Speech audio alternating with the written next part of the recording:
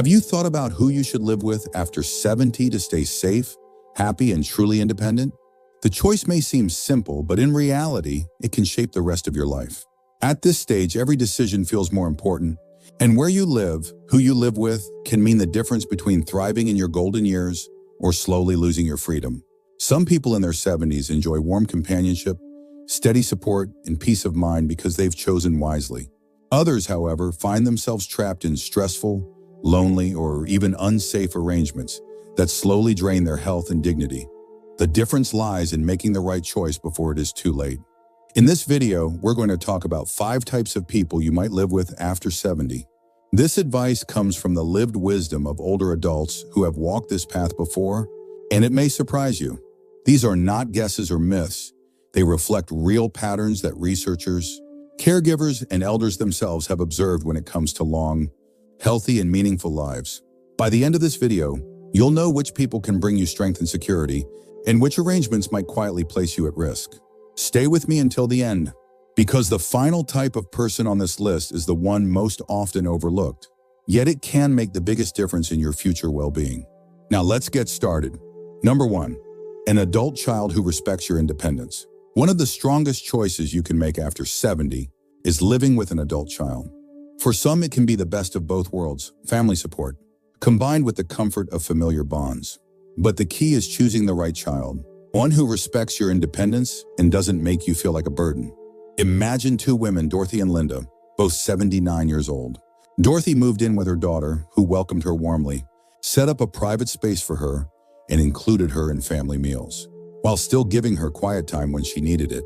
Their arrangement allowed Dorothy to feel safe, loved, and part of daily life without losing her sense of control. Linda, however, moved in with her son, who had good intentions, but often treated her like a patient instead of a parent. He made decisions without asking her, criticized her choices, and left her feeling dependent and small. Over time, Dorothy's health improved, while Linda became more withdrawn and unhappy. The truth is that living with a child after 70 can either strengthen your family bond or slowly erode your sense of dignity. It depends on how clear the expectations are. Families who discuss financial contributions, daily routines, and boundaries upfront tend to thrive. Those who avoid these conversations often struggle with misunderstandings and resentment. Ask yourself, if you were to live with your son or daughter, would they truly listen to your preferences? Would they give you privacy when you need it and involve you in decisions that affect your life? Or would you feel managed and overlooked? The good news is that with the right planning, living with an adult child can provide security, daily companionship, and a built-in support system for emergencies. It can also give your children peace of mind knowing you are close by.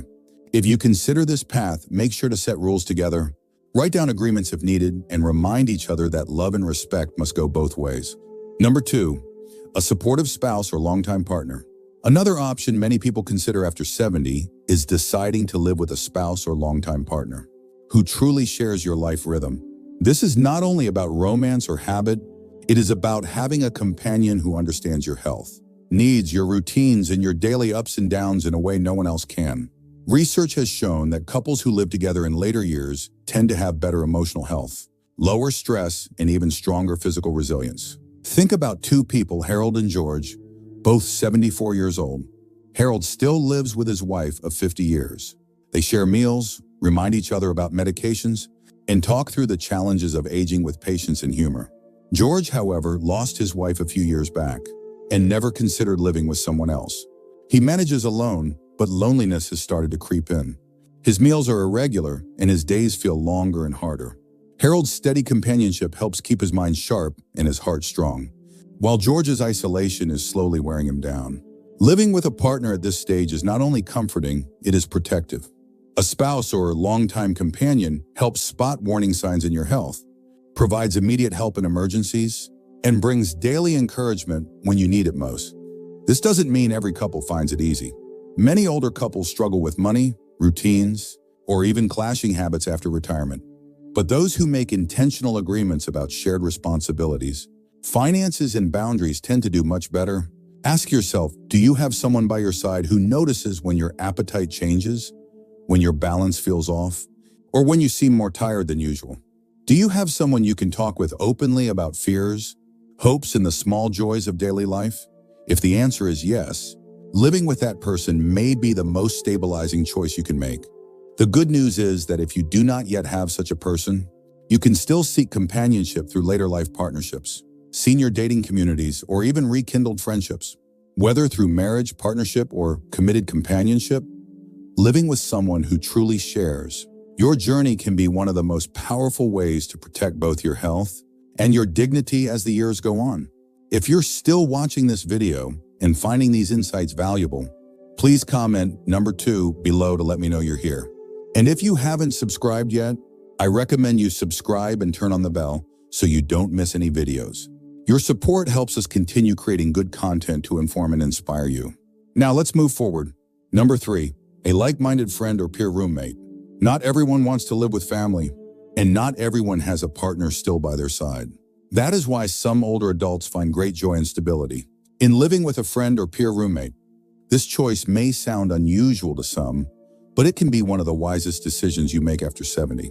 Picture 2 men, Charles and Edward, both 72 years old. Charles decided to share a home with his lifelong friend. They split expenses, take turns with household chores, and enjoy daily conversations that keep them mentally sharp. Their companionship keeps loneliness at bay and provides mutual accountability. Edward, on the other hand, lives alone in a quiet house. At first, he enjoyed the solitude, but as the years passed, the silence became heavy. His health appointments felt overwhelming to manage alone, and small household problems became bigger burdens. While Charles thrives on connection and support, Edward is slowly weighed down by isolation. Living with a peer roommate offers more than just financial relief. It brings daily human interaction, laughter, and the comfort of having someone nearby in case of emergencies. It also encourages healthy habits. When you have a friend watching, you are more likely to prepare meals, stay active, and keep up with routines. Ask yourself, is there someone in your circle of friends who shares your values, your pace of life, and your respect for privacy? Could you imagine creating a household where companionship and mutual support are the foundation? The good news is that living with a friend does not mean giving up your independence. With clear agreements about bills, chores, quiet times, and personal boundaries, it can actually strengthen your sense of freedom while keeping you socially engaged. More and more seniors are choosing this path, not because they have to, but because they want to. And for many, it has turned out to be one of the most rewarding decisions of their later years. Number 4, a multi-generational family setup. One of the most time-honored ways to live after 70 is to join a multi-generational household. This means living under the same roof with both your children and your grandchildren. For some, it may feel crowded, but for many, it brings energy, purpose, and a renewed sense of belonging. Think of 2 women, Alice and Ruth, both 76 years old. Alice lives with her daughter's family. She has her own room, her own quiet corner, but she also enjoys the laughter of her grandchildren, helps with small tasks, and shares meals at the family table. This daily rhythm keeps her spirits high and gives her a sense of being needed. Ruth, however, lives alone in a quiet apartment. Her family visits occasionally, but most days are spent in silence. She misses the sound of children, the warmth of family dinners, and the feeling of being part of the daily flow of life. While Alice feels energized and connected, Ruth feels forgotten and increasingly fragile. Living in a multi-generational household has been shown to strengthen not only the elder, but also the family unit.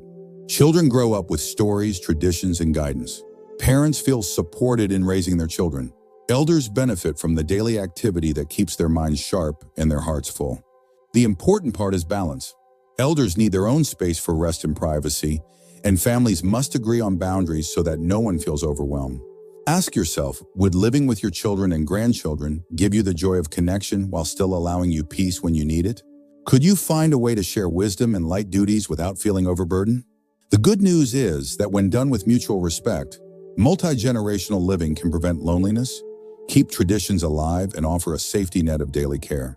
It can also ease financial stress for everyone in the household. More importantly, it turns aging into a shared journey rather than a solitary struggle. If you're still watching this video and finding these insights valuable, please comment number 4 below to let me know you're here. And if you haven't subscribed yet, I recommend you subscribe and turn on the bell so you don't miss any videos. Your support helps us continue creating good content to inform and inspire you. Now let's move forward.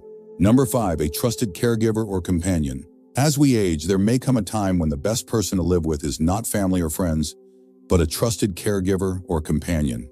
This does not mean giving up independence, it means ensuring your safety and dignity with the right support. Consider two men, Thomas and William, both 82 years old. Thomas decided to hire a live-in caregiver after noticing that cooking, bathing, and managing medications were becoming harder. His caregiver was carefully chosen, someone reliable, respectful, and trained to help without taking over his life. With this support, Thomas remained in his home, continued enjoying visits with friends, and felt secure knowing help was always nearby. William, however, tried to manage everything alone. At first he managed, but small mistakes like skipping pills or forgetting meals started adding up. One day, a minor fall left him shaken and weakened. With no one living with him, recovery was slow and lonely. Thomas's choice gave him stability and peace of mind, while William's choice left him vulnerable.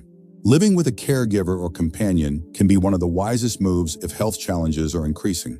It can prevent emergencies, reduce stress for your family, and allow you to focus on the parts of life you still enjoy. Of course, trust is the foundation. A caregiver should be vetted, references checked, and boundaries clearly set. Money management and safety measures should also be in place to protect against any misuse of trust. Ask yourself, do you feel safe managing your daily needs alone? Or would a reliable companion make life more comfortable and secure? Could having someone nearby allow you to relax and enjoy your days without constant worry? The good news is that today there are many options, from professional caregivers to companions who simply share daily life. With care and careful choice, you can build an arrangement where you feel supported, respected, and still in control of your life. For many, this is the final step that allows them to age with dignity, surrounded not by fear, but by steady hands and kind presence. Final thoughts. Now that you've heard about these 5 types of people you might live with after 70, take a moment to reflect on your own life. Are you surrounded by support, companionship, and respect? Or do you feel the weight of loneliness and uncertainty? The truth is, the choice of who you live with is one of the most powerful decisions you can make at this stage of life.